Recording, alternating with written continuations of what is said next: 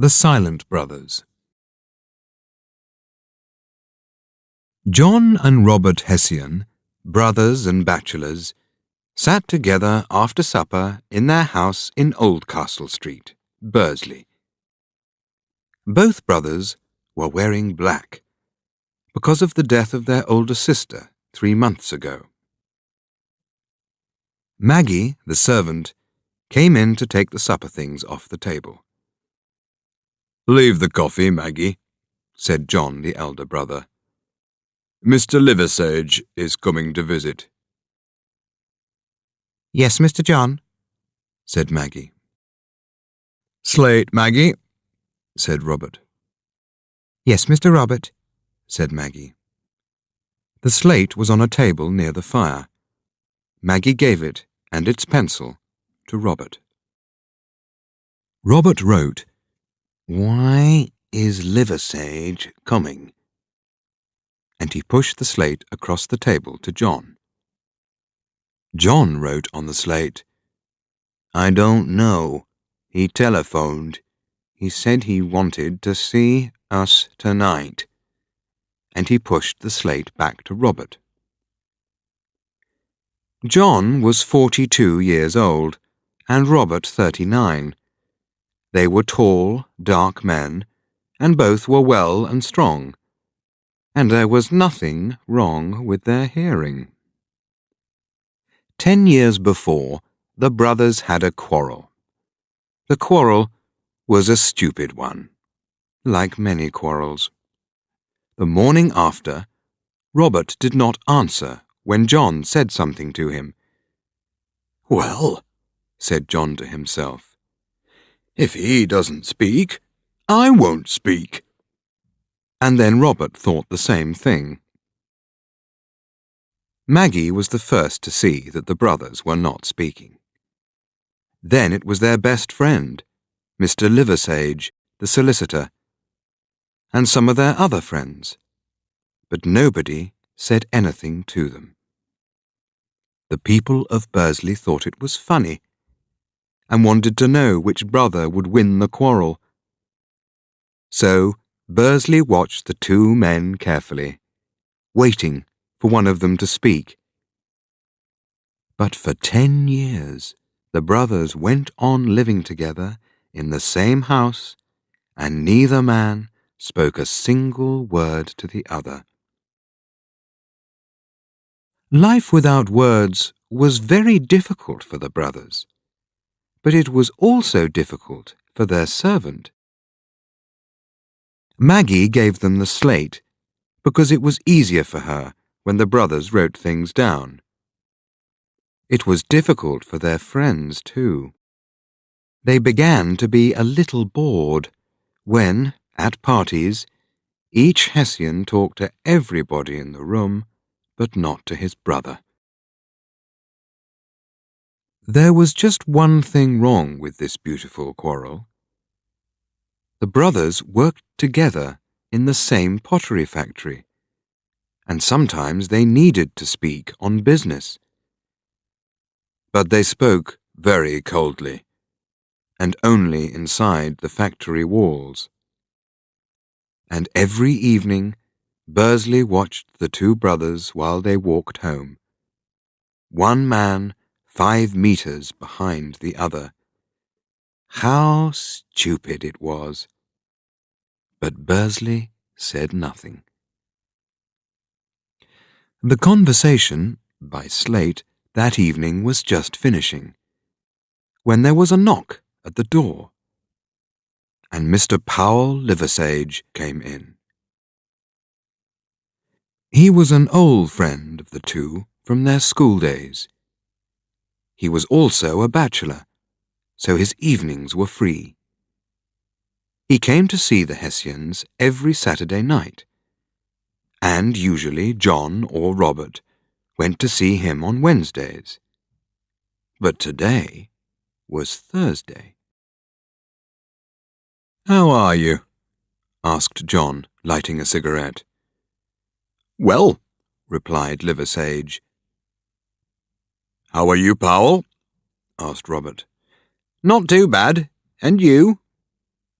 He sat down and Robert gave him a cup of coffee. "Well," said Liversage after a minute. He sounded a little uncomfortable. "We've found your sister's will, at last." "You haven't. When?" asked John. "This afternoon.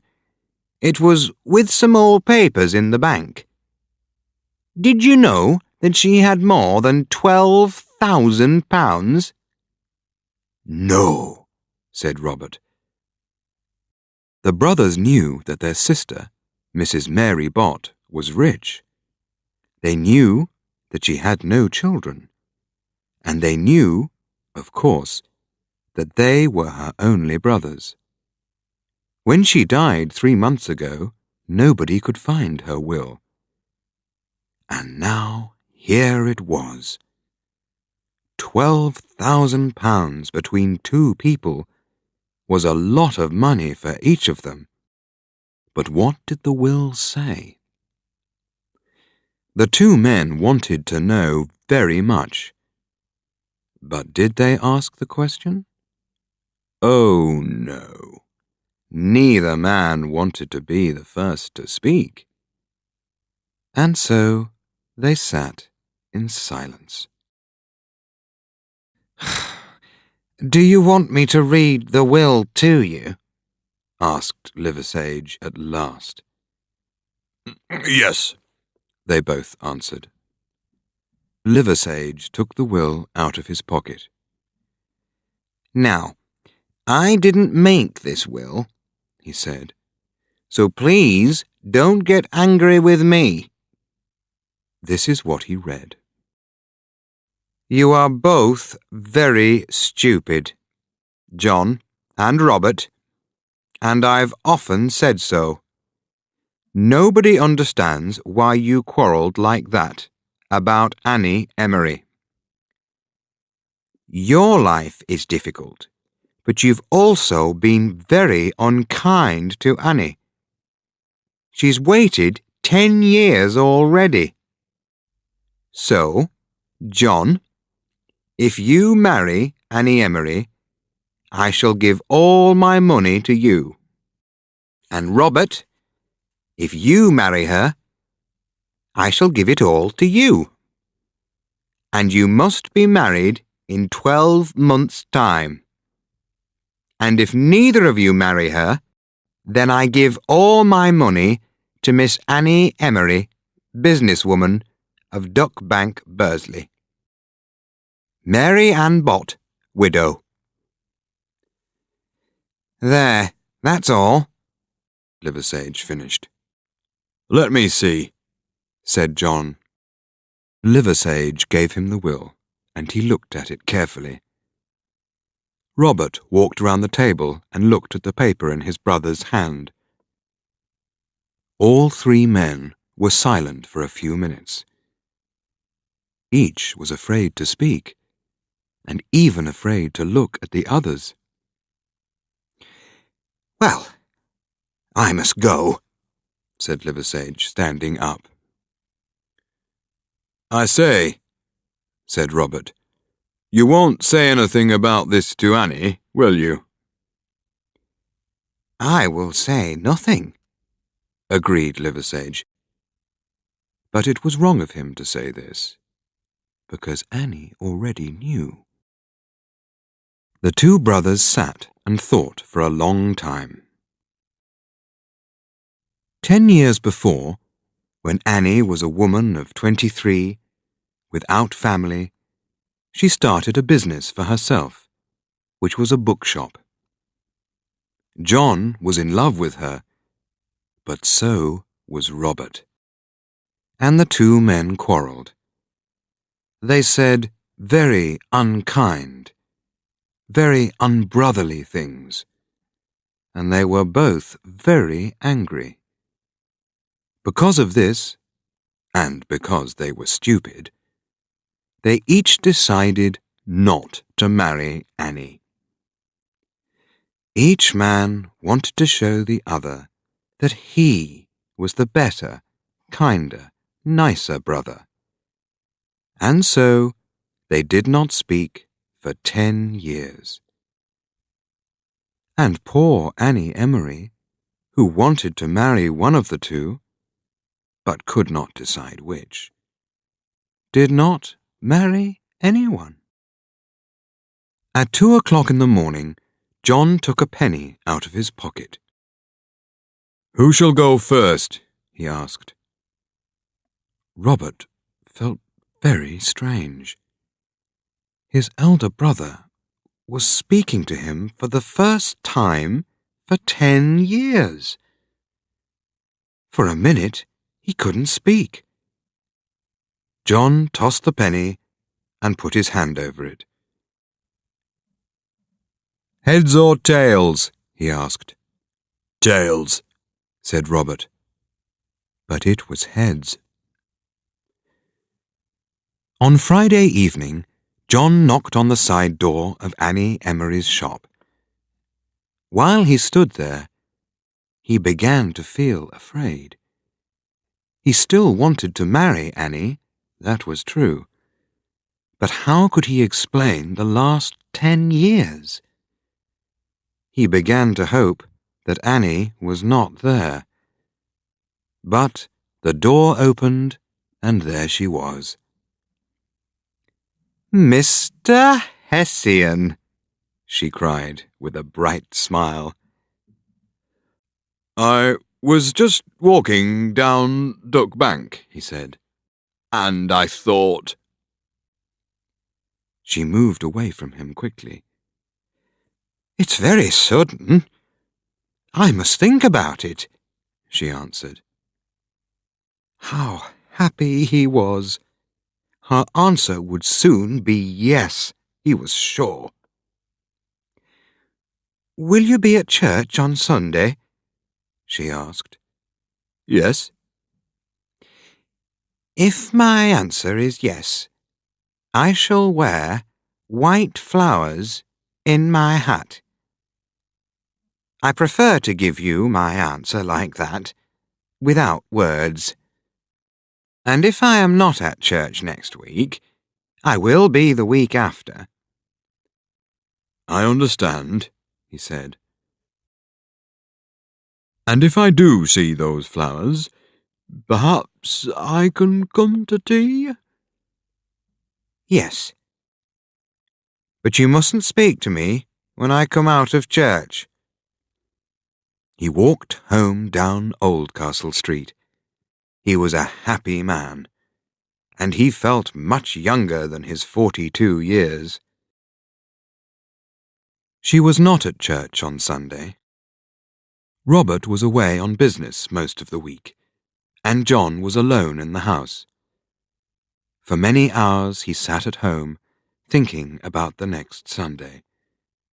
Robert returned home on Friday. On Sunday morning, John was up early. He put on his new shirt, which came from the best shop in Hanbridge. Robert was also out of bed early, and he was wearing a new shirt and a new suit. They had a silent breakfast. "I'm going to church this morning, Maggie," said Robert, finishing his breakfast. "Where are my new shoes?" This was a surprise. Robert did not usually go to church. They walked to church, with John 50 meters in front of his brother. When he came into the church, Miss Emery was not there. The service was beginning when she walked in.